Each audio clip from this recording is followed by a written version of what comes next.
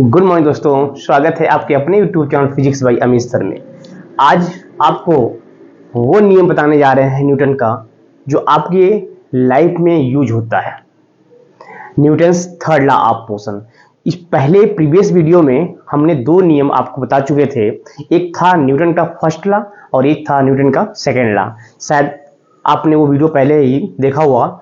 उस वीडियो को पहले देख के ही थर्ड लॉ ऑफ मोशन को वॉच कीजिएगा अच्छी तरह से, क्योंकि दोनों में आपको अच्छी तरह से एक्सप्लेनेशन करके, दोनों का डेरिवेशन करके, मैंने सब पे एग्जांपल देके आपको अच्छी तरह से समझाया हुआ है। आज आपको बताने वाले हैं न्यूटन का थर्ड लॉ ऑफ मोशन। मैं हूं अमित सिंह और आपका अपना प्यारा channel physics bye Amit sir में आपका स्वागत है। बिल्कुल शानदार तरीके से देखिए कैसे न्यूटन के थर्ड लॉ हमारे लाइफ में यूज होता है, वो देखिएगा। इसे कहते हैं क्या आप लोग, इसे क्या बोलते हैं? Action then reaction. Action then reaction. जैसे मान लीजिए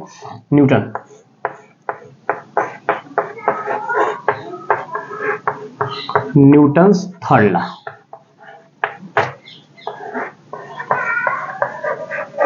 ऑफ मोशन। न्यूटन का जो तीसरा नियम है ना, न्यूटन जी का जो तीसरा नियम है, बहुत ही इंपॉर्टेंट लॉ है। इसमें आपसे क्या कहा गया था कि आप अगर किसी भी ऑब्जेक्ट पे, अभी इसको हम अच्छे तरह से एक्सप्लेनेशन करेंगे, ध्यान से देखिएगा कि अगर आप किसी भी ऑब्जेक्ट पे फोर्स लगा रहे हैं ना, तो वो ऑब्जेक्ट उतना ही फोर्स अपोजिट डायरेक्शन में लगाएगी। That clear? आप अगर किसी भी ऑब्जेक्ट पे फोर्स लगा रहे हैं ना, तो वो ऑब्जेक्ट भी उतना ही फोर्स आपके ऊपर अपोजिट डायरेक्शन में लगाएगी। इसलिए क्या कहा जाता है? Action then reaction. क्या बोलते हैं इसको? Action then reaction. आप एक्शन करते हैं तो आपको इसका क्या मिलता है? आपको इसका रिएक्शन मिलता है। मेरी बात को ध्यान से समझिएगा। एक्शन देन रिएक्शन कि आपने क्या किया? पहले एक्शन किया, पहले एक्शन करेंगे तभी उसका रिएक्शन मिलेगा।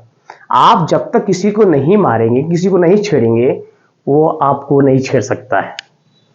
इसका मतलब कि किसी भी ऑब्जेक्ट पे पहले आप फोर्स लगाएंगे, देन अपोजिट डायरेक्शन में तभी फोर्स अप्लाई होगा उधर से।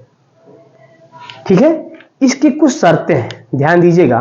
हमने सिंपल से कह दिया कि एक्शन देन रिएक्शन, इसे कहते हैं क्रिया एंड प्रतिक्रिया का नियम। एक्शन हमने किया, उसका रिएक्शन मिला। इस पे एग्जांपल भी देंगे आपको, ध्यान समझिएगा। तो आप एक बात बताओ, आपने एक्शन किया, उसका क्या मिला? रिएक्शन मिला। Every action equal and opposite reaction.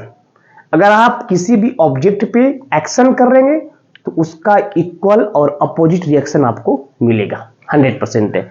अगर मान लो इस हम वॉल पे इस पर फोर्स लगा रहे हैं, तो जितना फोर्स हम लगाएंगे उतना ही फोर्स ये भी अपोजिट डायरेक्शन में लगाएगी। हमने एक्शन किया और इसका क्या मिला?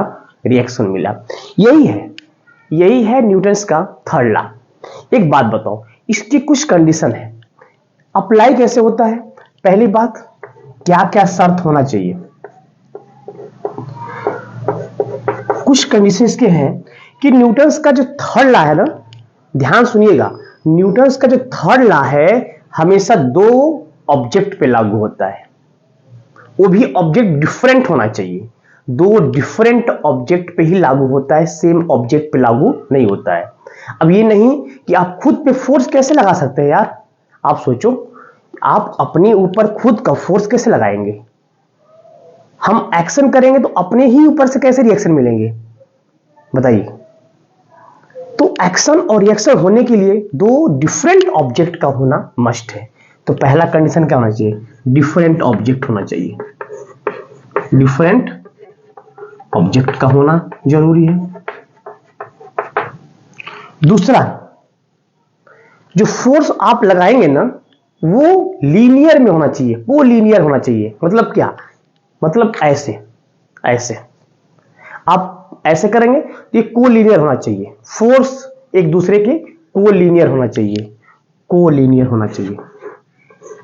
बिल्कुल ध्यान समझिएगा, कुछ कंडीशन है, ये सर सबको सवाल बताते नहीं है, लेकिन बिल्कुल हम बता रहे हैं, कंसंट्रेट होकर देखिएगा। केवल आपसे इसका लेक्चर दे देंगे कि न्यूटन का थर्ड लॉ क्या है, उसके बाद बस काम खत्म हो जाता है। लेकिन कुछ कंडीशन है, कुछ शर्त है, ध्यान दीजिए इस बात को कि न्यूटन के थर्ड लॉ में क्या क्या आपको बातें ध्यान देना है। अगली बात, थर्ड पॉइंट क्या है, डिफरेंट ऑब्जेक्ट होना चाहिए, कोलिनियर होना चाहिए। थर्ड पॉइंट क्या है कि अगर फोर्स लगा रहे हैं तो फोर्स लगाते समय उधर से जो रिएक्शन मिलेगा उनके बीच में कोई डिले नहीं होना चाहिए, तुरंत उसका एक्शन होता है। अब ये नहीं कि आप मार के चले आए तो 1 घंटा बाद कोई मारेगा, नहीं, हमने तुरंत एक्शन किया, उसका तुरंत रिएक्शन मिलेगा। अगर हम किसी भी ऑब्जेक्ट पे मारेंगे ना तो हमको चोट तुरंत लगेगी। अब ये नहीं कि कुछ देर बाद लगेगी, नहीं, तो डिले नहीं होना चाहिए, इसके बीच में डिले नहीं होना चाहिए, डिले नहीं होना चाहिए। और लास्ट पॉइंट, फोर्स भी सेम नेचर का होना चाहिए। फोर्स जो अप्लाई करोगे ना, फोर्स जो आप अप्लाई करोगे ये भी आपका सेम नेचर का होना चाहिए, सेम नेचर का होना चाहिए। मतलब क्या कि हम किसी भी ऑब्जेक्ट पर, मान लीजिए ये कोई ऑब्जेक्ट है, इस पर हम फोर्स, नीचे हमारा फोर्स क्या लग रहा है, mg, तो ऊपर क्या फोर्स लगेगा, ऊपर भी mg ही लगेगा ड्यू टू ग्रेविटी। लेकिन हम लोग क्या बोलते हैं, नॉर्मल फोर्स लगता है। लेकिन नॉर्मल कब लगेगा, अगर ऊपर नॉर्मल लग रहा है तो नीचे भी नॉर्मल है ड्यू टू अर्थ। हम यहां पे नॉर्मल फोर्स लगा रहे हैं, नीचे भी, तो सेम नेचर का, जितना फोर्स ऊपर लगाएंगे वही नेचर का नीचे भी फोर्स अप्लाई होगा। मतलब कि फोर्स का नेचर सेम होना चाहिए भाई, ध्यान देना, फोर्स का नेचर सेम होना चाहिए। यही बातें ध्यान दीजिएगा। डिफरेंट ऑब्जेक्ट होना चाहिए, दोनों ऑब्जेक्ट अलग अलग होना चाहिए, दोनों का मास, इसका मास अलग, इसका मास अलग, इस पर फोर्स F1, इस पर फोर्स क्या लगाया जा रहा है, F2। इस ऑब्जेक्ट के द्वारा ये फोर्स लगाया जा रहा है और इस ऑब्जेक्ट के द्वारा इधर से फोर्स लगाया जा रहा है। तो दोनों डिफरेंट मास के और डिफरेंट ऑब्जेक्ट होना चाहिए। यही है न्यूटन का थर्ड लॉ। एग्जाम्पल देखिए, इस पर एग्जाम्पल देखिए। आप एक बात बताओ, न्यूटन के थर्ड लॉ पे एग्जाम्पल बहुत ही अच्छे से दिए हुए हैं। अगर आप सोचो, जब आप बुलेट फायर करते हैं बंदूक से तो एक सावधानी बरतनी चाहिए। क्या, बुलेट फायर करते समय इतना ध्यान देना चाहिए कि आप अगर एक्शन कर रहे हो, आप क्या कर रहे हो, एक्शन कर रहे हो, उसका रिएक्शन होगा, 100% होगा। अगर आप एक्शन करोगे तो उसका रिएक्शन मिलेगा। कैसे मिलेगा, जैसे बंदूक से आप बुलेट फायर करते हो ना, तो बंदूक को हमेशा कंधे पर यहां पे रख के चलाना चाहिए, ताकि जैसे ही बुलेट जितनी स्पीड से आगे जाती है ना, उसका रिएक्शन उतना ही स्पीड से मुझे पीछे मिलता है। तो एक्शन देन रिएक्शन, ये सब आपको पता रहना चाहिए। एक्शन होता है उसका जस्ट अपोजिट। कुछ लोग क्या करेंगे, यहां पे बंदूक फायर करते हैं ऐसे लगाकर।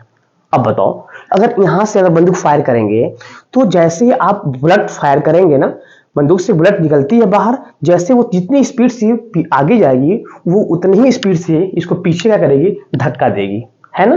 तो धक्का देने पर चोट लगने की संभावना बढ़ जाती है। इसलिए हमेशा बंदूक फायरिंग करते समय क्या, साइड पे रख के फायरिंग करते हैं, ठीक है। एक बात और ध्यान दीजिएगा, एक बात और ध्यान दीजिए, यही नहीं, कभी भी देखे होंगे रॉकेट, जितना रॉकेट देखिए ना, रॉकेट जितनी तेज से आगे बढ़ता है, रॉकेट जितनी तेजी से आगे बढ़ता है उतनी ही तेजी से पीछे क्या निकलता है, स्मोक निकलता है, ठीक है ना। यह है एग्जांपल है